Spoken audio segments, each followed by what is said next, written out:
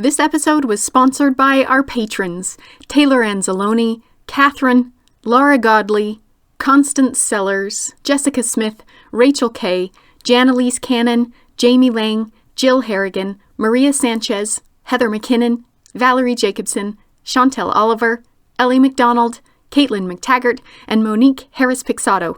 Thank you so much for being our sponsors. We couldn't do it without you.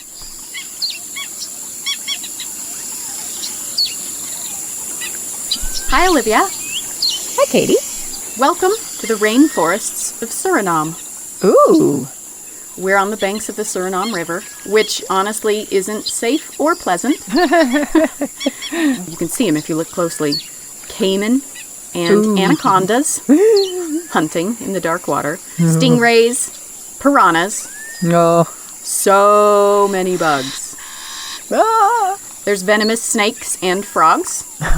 And the sun is beating down. It's humid, with the smell of rotting vegetation everywhere. It's the year 1700. Oh. And we are in the early years of European imperialism, which explains why, as a boat winds its way up the river, we see a pale, blue-eyed woman from Germany aboard. She's in her 50s, traveling with her 21-year-old daughter. And the two of them have paid to be ferried far up the Suriname River. In fact, to the farthest colony, days and days up the river. This is the back of beyond. That settlement is called La Providence, God's wisdom. It started out idealistic and full of hope, but by this point, it's a full-on dystopian no man's land. No. And this is where Maria Sibylla Merian and her daughter are heading in the year 1700. Why? Exactly. I imagine so many people must have told her, okay, I gotta tell you, lady, this is no place for a charming little mother-daughter duo. You're gonna be dead in a matter of days. But Maria Merian isn't listening. She's spotted something on the shore. She tells the ferryman, "Stop! I saw a caterpillar back there on that tree. Green and black with a yellow face. Please, stop the boat. I'll be quick. I must get that caterpillar." She returns with the caterpillar, puts it in a box. When she gets to La Providence, she feeds it leaves, and she watches it molt into a red and black caterpillar. Fascinating. So she draws it. Days go by, she's still feeding it, watching. And one day, it weaves an egg-sized cocoon. What? She draws that. And then one day, the cocoon wiggles, cracks, and out comes the elusive white witch. A huge white and gold moth. Oh, yeah, I've seen those. Its wings can span 12 inches. It's one of the largest insects on Earth. They're amazing. So rare that to see one in real life is the privilege of a lifetime. Yeah.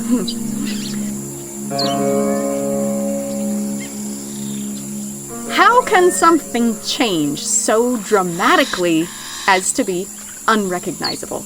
How does it go from this caterpillar to that caterpillar to an egg to the white witch?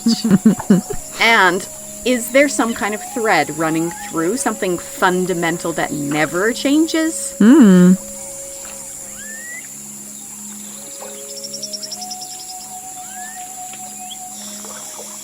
Today, we get to hear the story of this avid bug collector, Maria Sibylla Merian.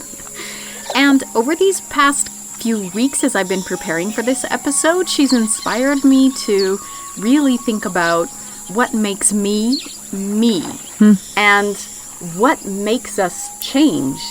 And I can imagine that Maria Sibylla Merian was asking herself these same kinds of questions.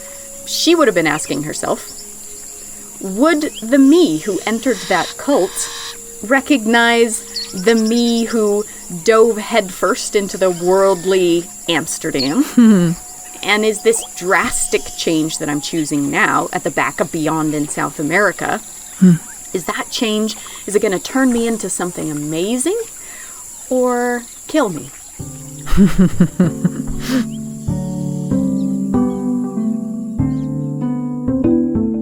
I'm Katie Nelson. And I'm Olivia Mickle. And this is What's Her Name? Fascinating women you've never heard of.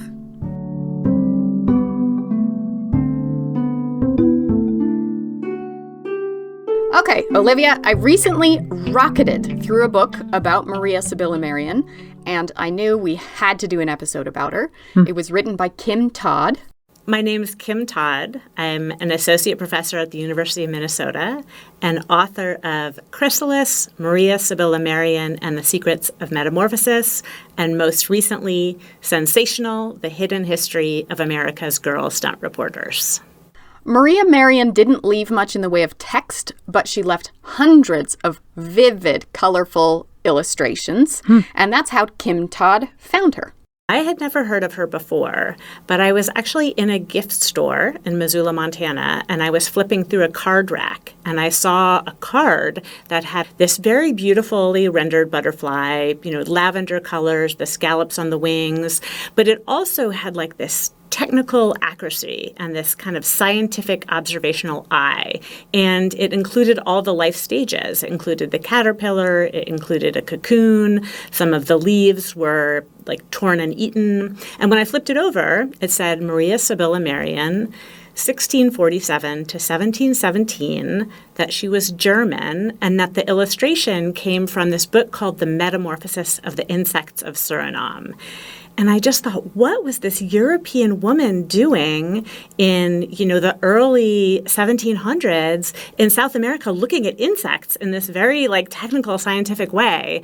And then it just kind of blossomed from there, and I started digging and researching and thought that this was really a story that people needed to hear about.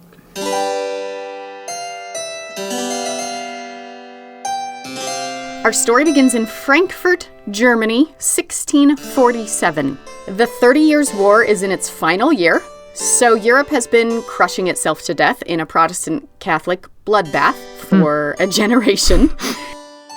It was just a couple decades after Shakespeare died. It was only 13 years after Galileo was imprisoned for suggesting that the Earth revolved around the sun. So really at the start of the scientific revolution.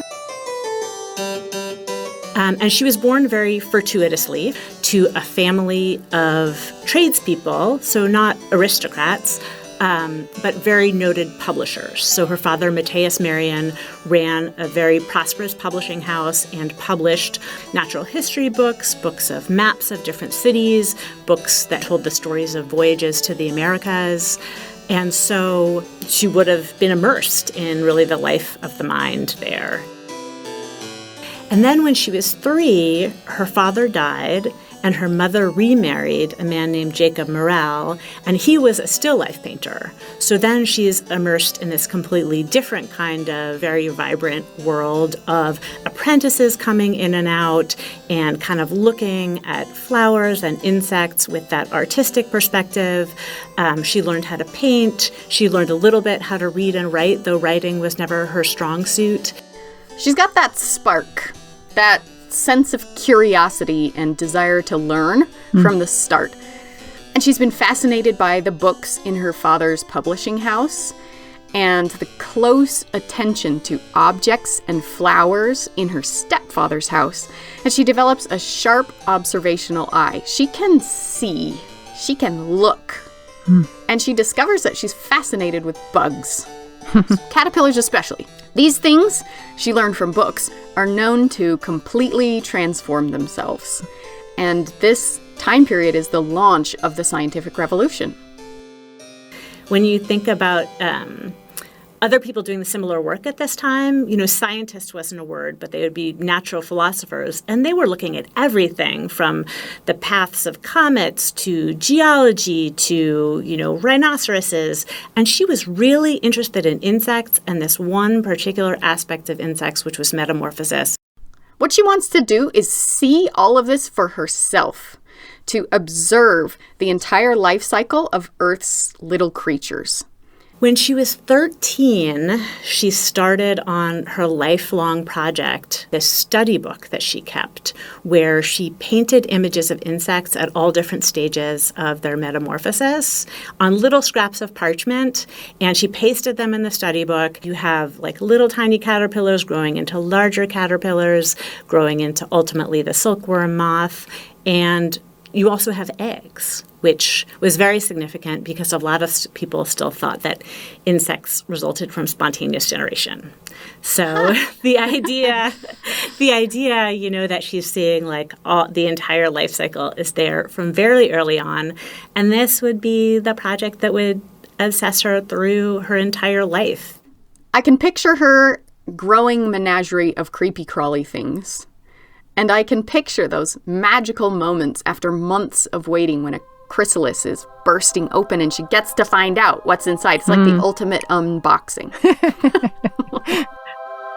Some of the really charming parts of these books that she published, as well as her study book, is the way that she talks about going about her house.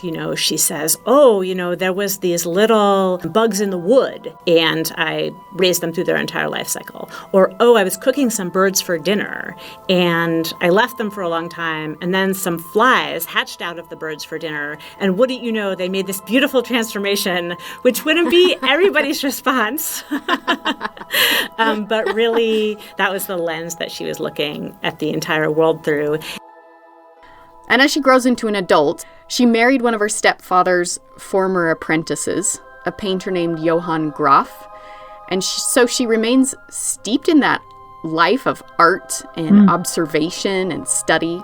She's not an eccentric painter, like collecting fruits and flowers to create the still lifes. Yeah. She is swooping in for the fruit and the flowers once they're rotten, because worms and flies and other interesting things are gonna come out of it.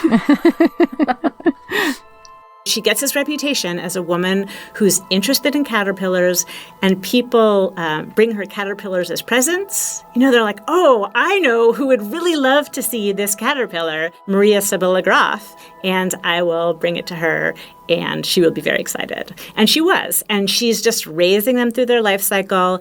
If the caterpillar dies, she tries it again. Sometimes it takes her years to get an insect to go through its full transformation.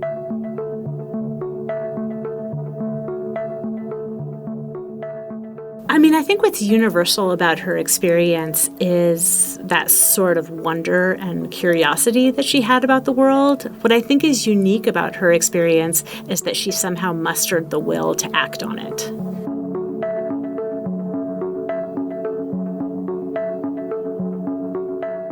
The courage to act. She shows this again and again. She's going to dare to do the thing. And at this point, let me paint you a picture, Olivia. Tell me what you see. An eccentric woman from a lower class family whose house is filling with spiders and caterpillars and tadpoles, bottles with maggots, and she's got a variety of plants too that she's feeding the creatures. She's curious about the toxic properties, how they magically transform from one thing to another. And what do we have here? She's a witch. Yes. And this is 1660s Germany. Dangerous. Witches getting put on trial left and right. Oh, yeah, for far less than this. There was a huge number of witch trials in Germany at the time, and they particularly targeted, women who knew a lot about plants and had eccentric interests. She must have been super charming. Yeah, and I think it speaks volumes that she had some kind of combination of powerful friends or maybe just no powerful enemies. Like you said, maybe she's just really likable, or certainly she wasn't perceived to be a drain on society. Yeah. In any case, very courageous woman for pursuing that particular passion for natural science at a time when there was just a clear and present danger all across Europe. Especially Germany. Yeah.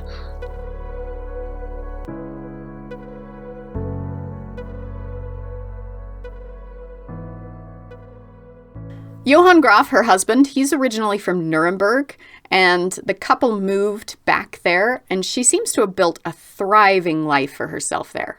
And she has this very rich, slightly more than a decade in Nuremberg, where she gives birth to 2 daughters, and she's helping support the family. She's teaching daughters of aristocrats how to paint flowers.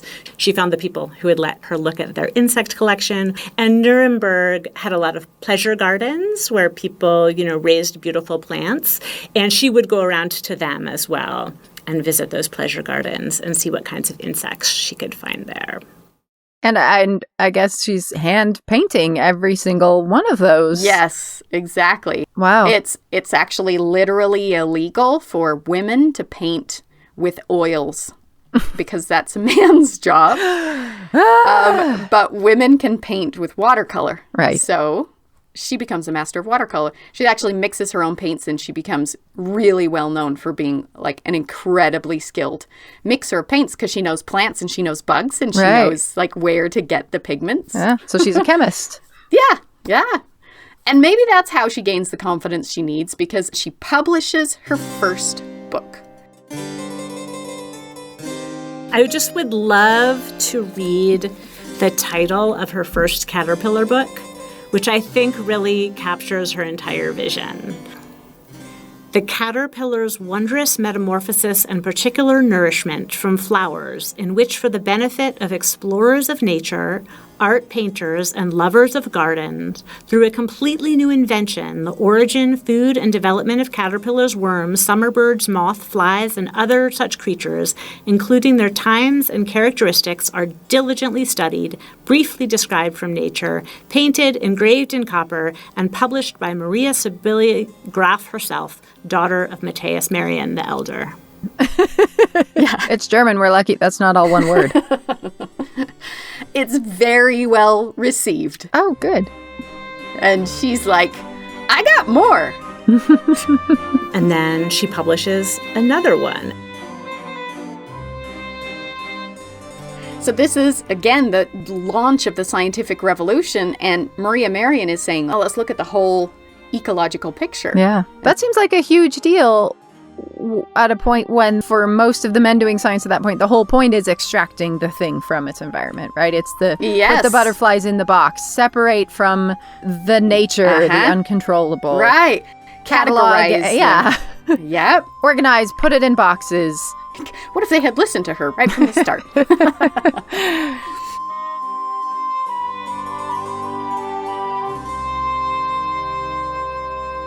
Do insects spontaneously generate? At the start of her career, most people would say, of course, flies especially. They just randomly erupt from dead mice and stuff. There are well-known recipes for such things. I've got them right here from my copy of the book. Okay, Olivia, what would you like to spontaneously generate? I've got a recipe to get a fly, to get a bee, or to get a scorpion. Oh, not the last one. A bee. Okay, we need How bees. do they think bees are generating? To get a bee, find a sunny space roofed with tile. Beat a 3-year-old bull to death. Put poplar and willow branches under the body. Cover it with thyme and serpelium. The bees will emerge. That's how you get a bee. I have questions. What was the word? Beat a 3-year-old what? Bull, like a male cow. Beat a 3-year-old bull to death. That's how you get bees. I mean, expensive. Yeah, that's a lot of work for a bee. And also, swap a bull for a bee. Why does it have to be beaten to death? Yeah, I don't. That's nature. That's how it works. Everyone, it's a well-known phenomenon. Here's how you get a worm. Sprinkle dead flies with honey water. Place on a copper plate heated with warm ashes. Watch worms appear. Wow. There you go. I guess you better tell me the scorpion one so I make sure to never accidentally do it. Okay, good. Pound sweet basil. Put between 2 tiles. Cement together with sand and horse dung. Place in the cellar for a month. Open to find scorpions. There you go. Wow. So remember to not do that. All right. Jeez. And time again, Maria is so frustrated when she's expecting a moth or a butterfly. Inexplicably, sometimes flies come out of this cocoon. They come out of this one, but not that one. Wow. She can't figure it out. She's like, oh, what's going on? Wow.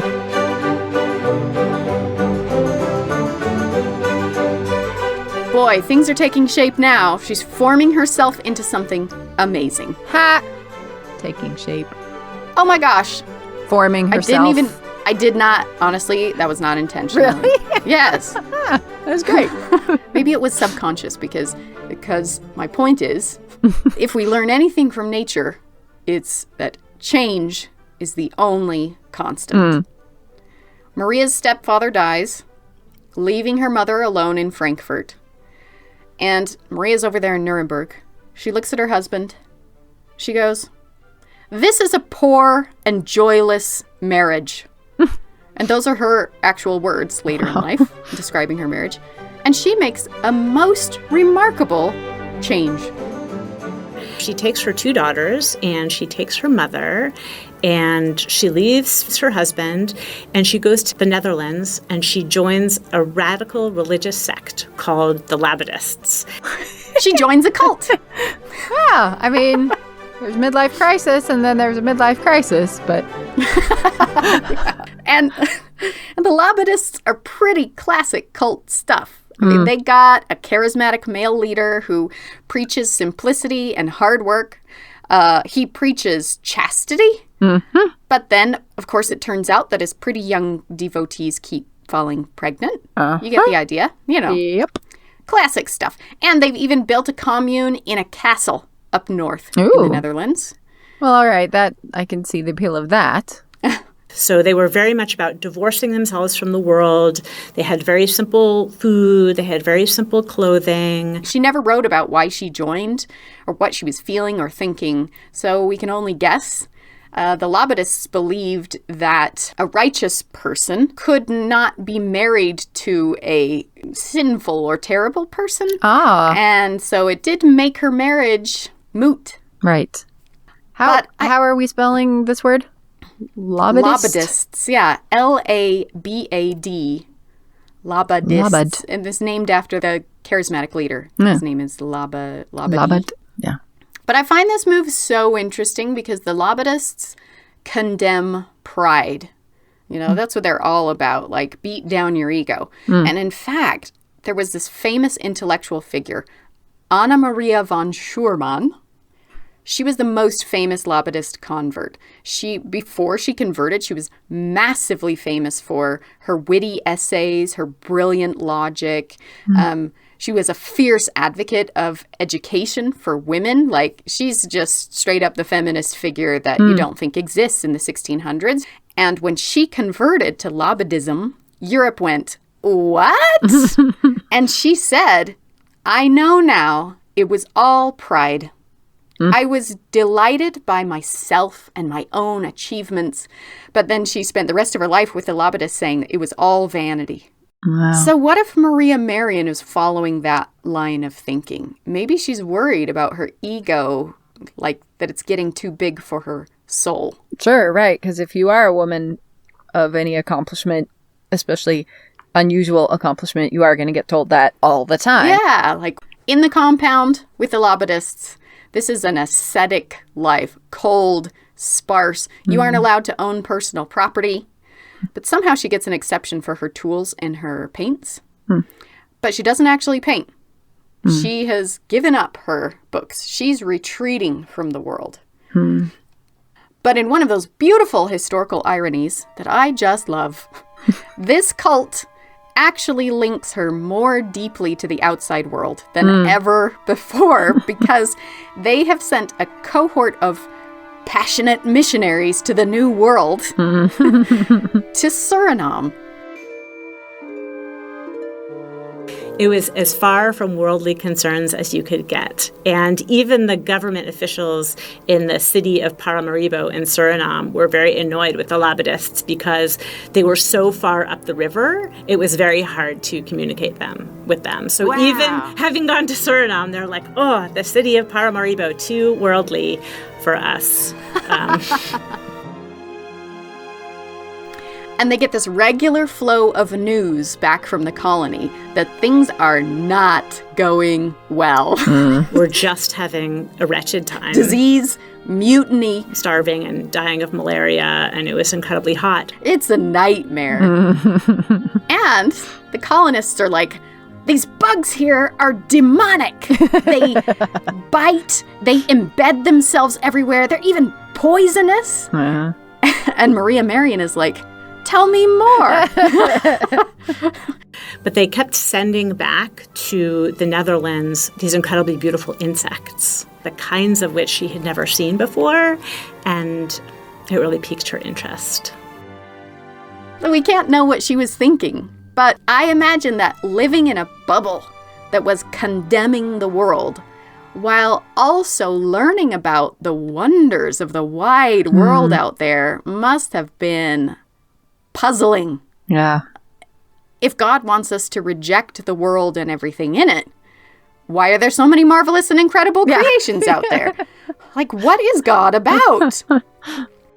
Surprisingly, for being so opposed to the worldly, really opened her eyes to other places in the world.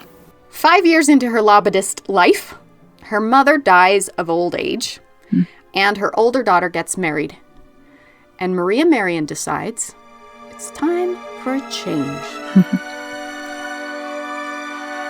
After 5 years of trying to snuff out pride and vanity, she launches herself into the epicenter of worldliness. Taking her younger daughter Dorothea with her, she heads for Amsterdam.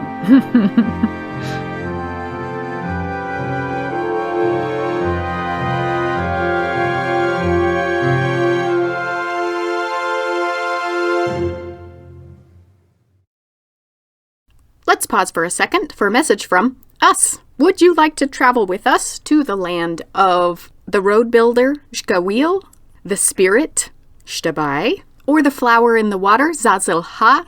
We are taking a What'sHerName Lost Women of the Yucatan tour this September. Gabrielle Kamei will be our guide, who is our guest on the Zazil Ha episode. We'll be having incredible experiences with the Maya, completely off the beaten track, biking through the rainforest, cooking traditional Mayan foods, swimming with sea turtles. It's going to be incredible. Registration is open very soon. What'sHerNamePodcast.com and click on tours. We'd love to have you come along.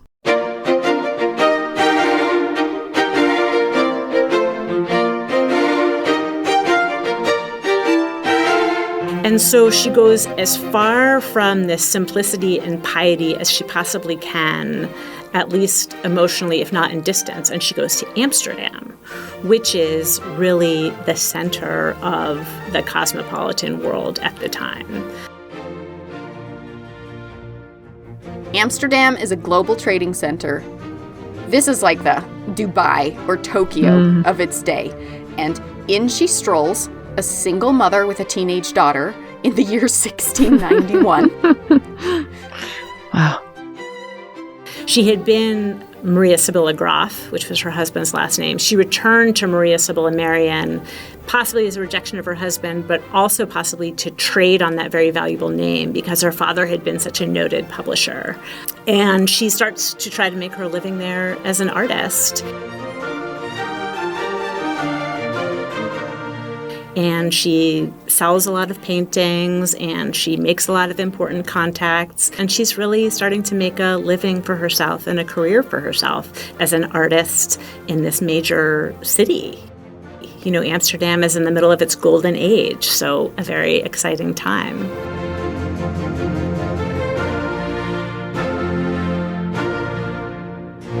And she's been looking at all of these cabinets of curiosities, which were early versions of museums that people would have privately in their house, and there would just be collections of things from all over the world. And sometimes that might be a shield, sometimes it might be a stuffed mammal, sometimes it might be a drawer of insects or hummingbirds. And there's actually one famously philosophical cabinet of curiosity.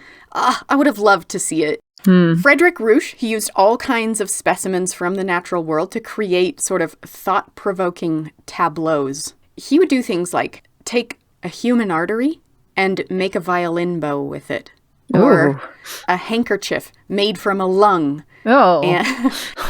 And he's living George McGrath's dream that human organs are art and should be the best art. Absolutely.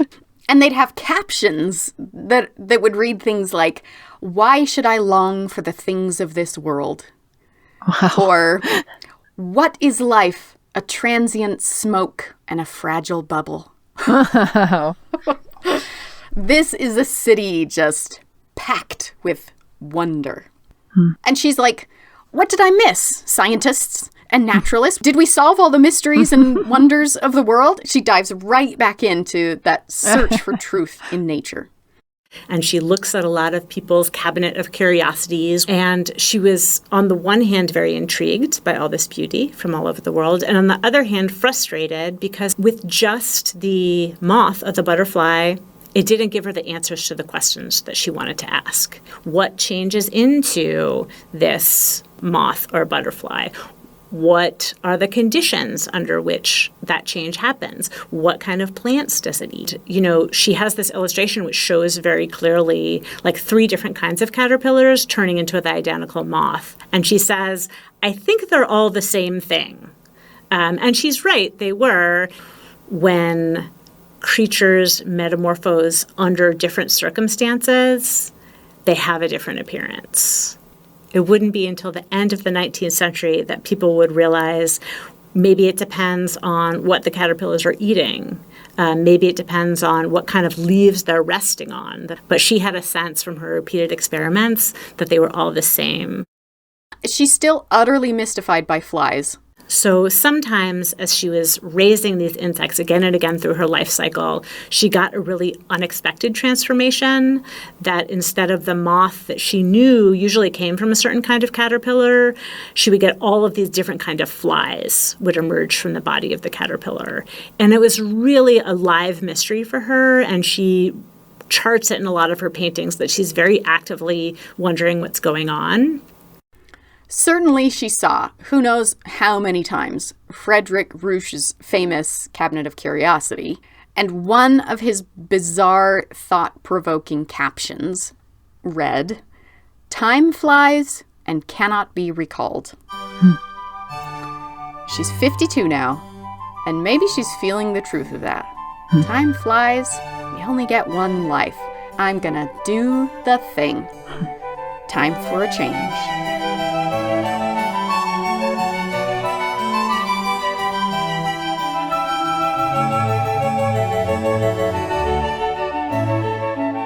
So she sells a bunch of her paintings, and she uses that to fund a trip for her and her younger daughter, Dorothea, who's in her early 20s at this time, to Suriname. She funds it herself, and it's one of the earliest examples of, field studies where someone has the impulse to say, to really understand the science of this process, I need to see what's happening in the field. I need to observe these insects in their natural environment. And so she does. I mean, that's bananas, because all the letters were, This is the worst place ever, we're all dying. I know. So much courage. And she's like, that sounds like the place for me. Yeah. I mean, I barely survived when we moved to the south of the U.S. and the bugs were like, I wasn't sure I was going to make it that first year. And it's 1699 when she sets sail. I mean, I cannot emphasize enough. This is 150 years before Darwin. Yeah, before anyone, female or male, was doing this kind of thing. And yes, you have these 19th century men who are really lauded for their advancements in science of doing this kind of field work and doing these kind of firsthand observations. But she was doing it so much earlier. It was almost a different world. From the minute you said when it was, I keep trying to think, what is she wearing in that boat up the river? Like, yes. What? She's living in Amsterdam in the age of Vermeer, so she's... Yeah. She can't be wearing black velvet trailing and a robes hood over her hair. And she can't. She must be innovating new clothes. I wish we knew.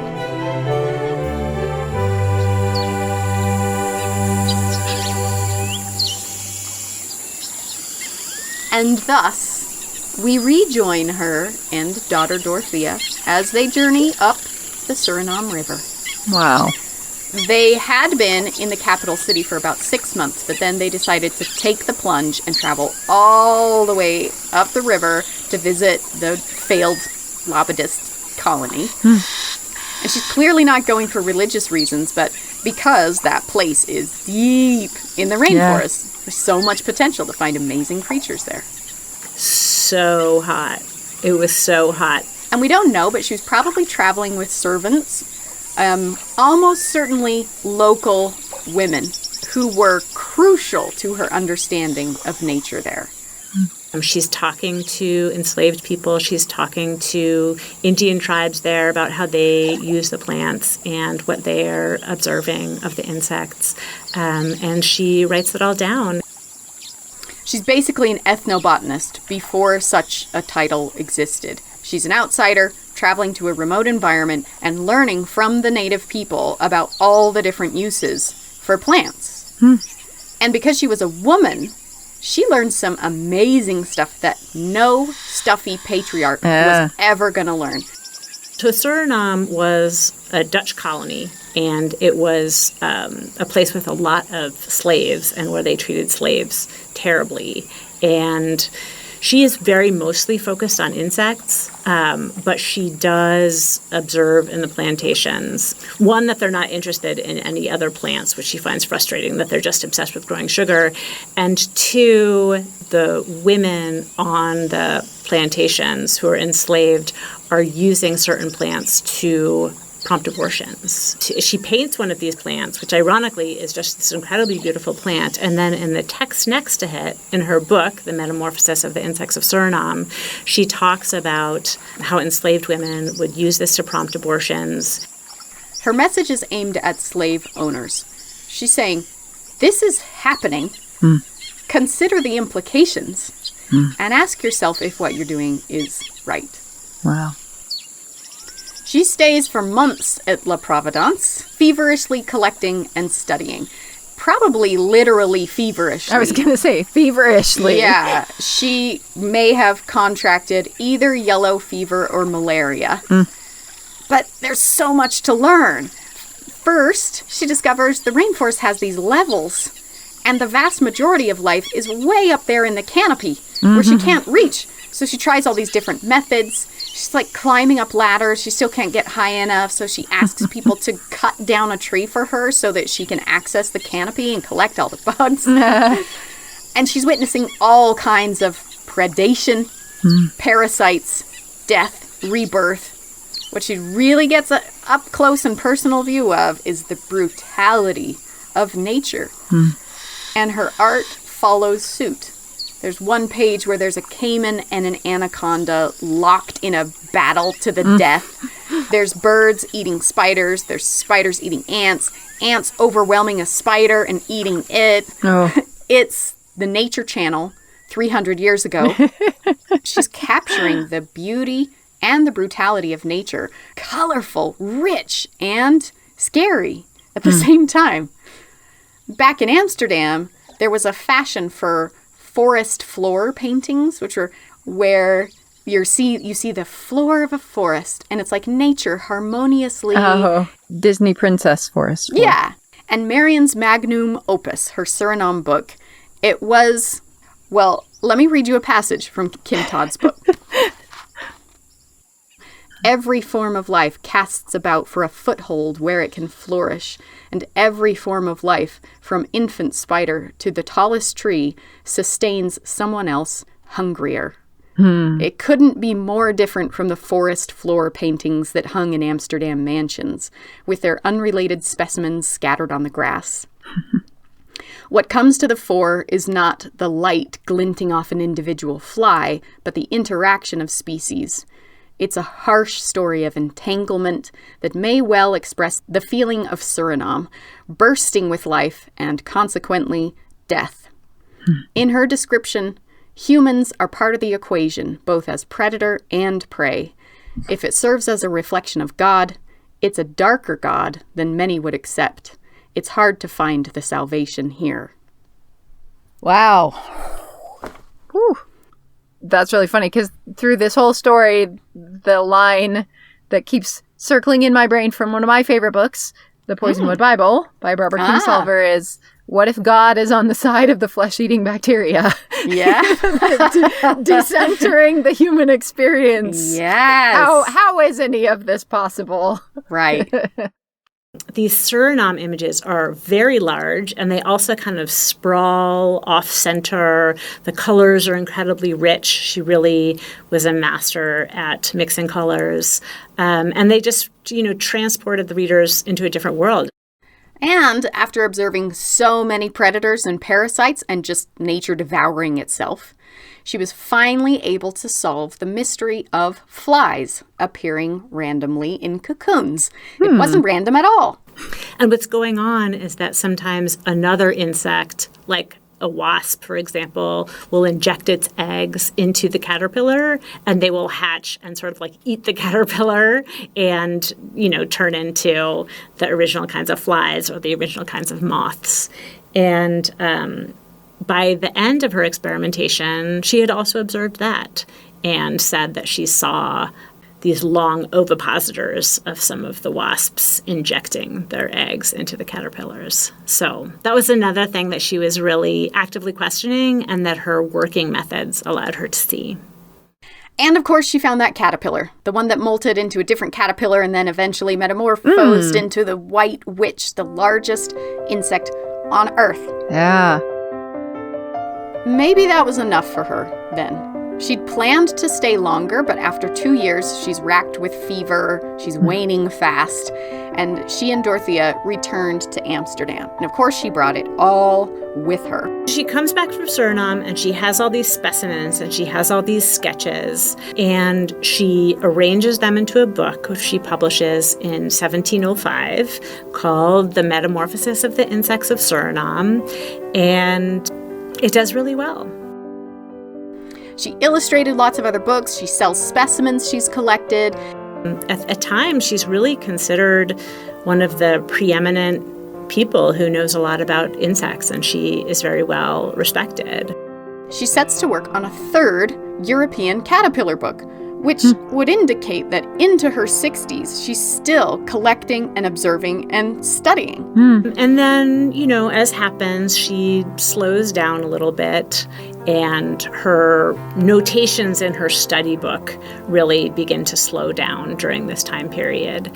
And in 1717, she dies at 70, so a respectable lifespan for that age, particularly someone who's, traveled as much as she has.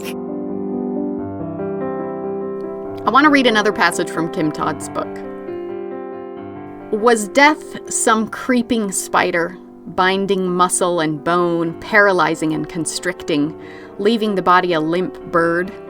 Or was it the long-awaited hatching, freeing the breath, rushing blood to new limbs, opening into holiness at the end of it all as she went to meet her God? The God of constant, surprising change.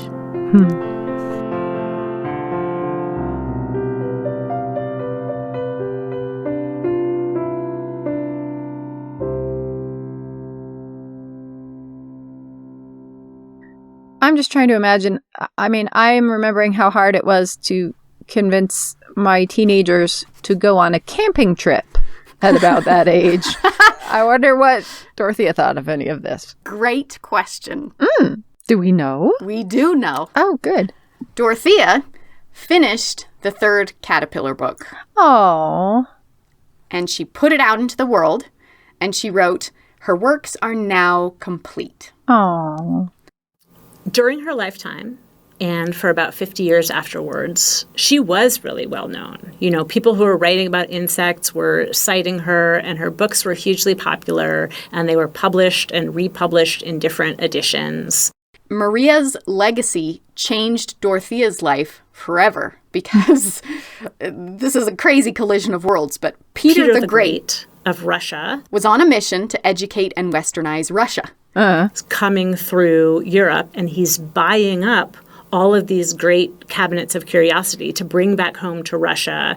And among the things that he buys is Maria Sibylla Merian's study book. Wow. He just bought it all up.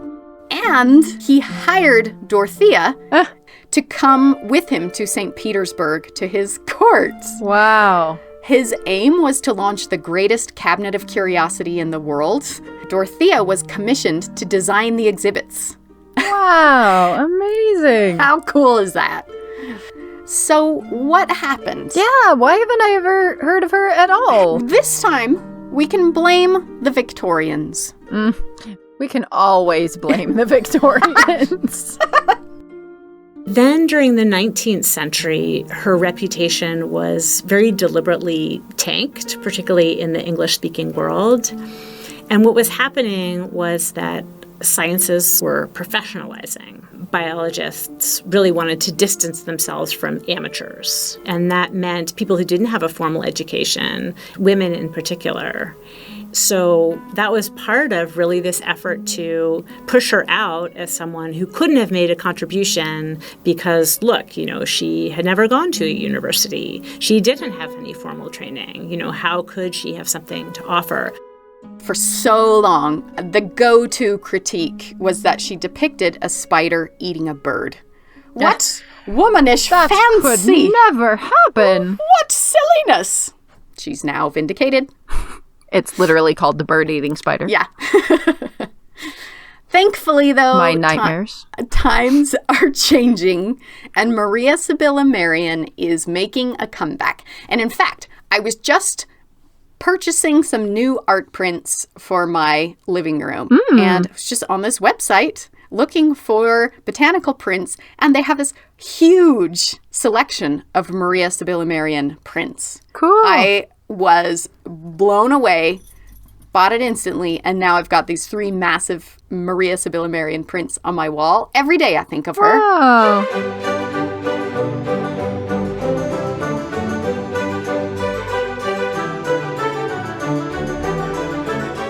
Russia took her books out of the depths of its archives and dusted them off. And there are now some facsimile copies out there in like the major libraries. So I was able to go to University of California at Davis, where they have a facsimile.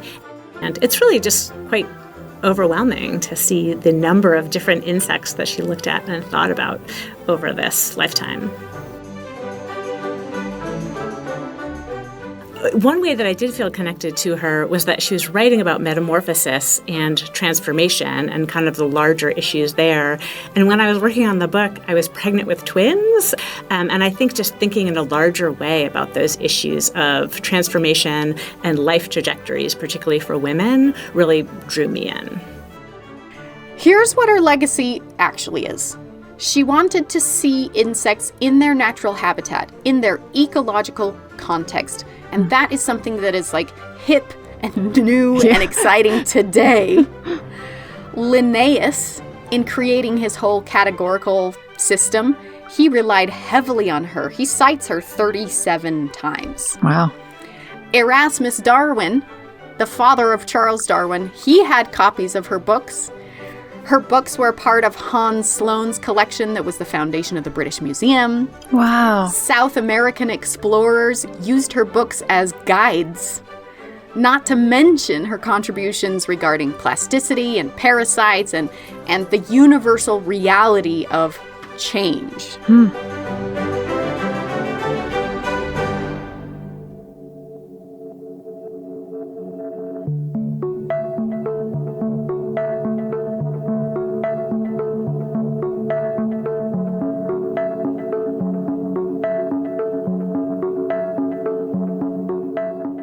I I see her as like reaching a certain point and then feeling the need to take a big leap.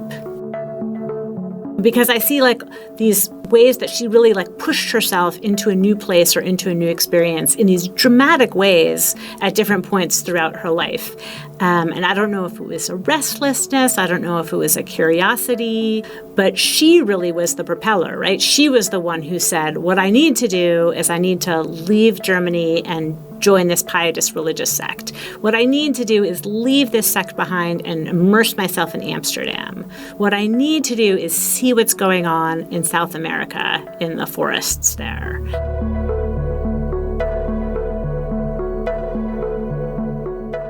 So that I guess that's how I see her life, is like these self-propelled jumps into sort of unknown territory. If I believe in a god, it's the god that Maria Sibylla Merian witnessed. In Kim Todd's words, the god of constant, surprising change.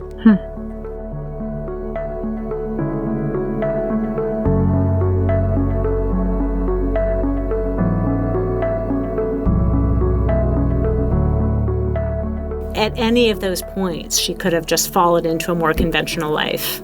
But she thought, no, this is what I need to do. I'm going to make this happen for myself, whether it's selling a lot of paintings to fund a trip to South America, or making the business contacts that I need to make this book happen in the grand format that I have envisioned for it. Just step by step, she kind of carved a path for herself where there wasn't really a path.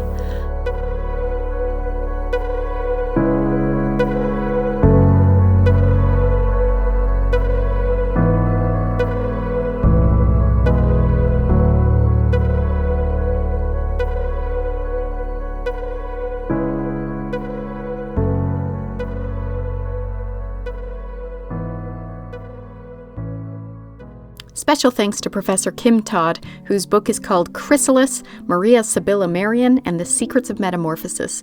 Also check out her new book, Sensational, The Hidden History of America's Girl Stunt Reporters.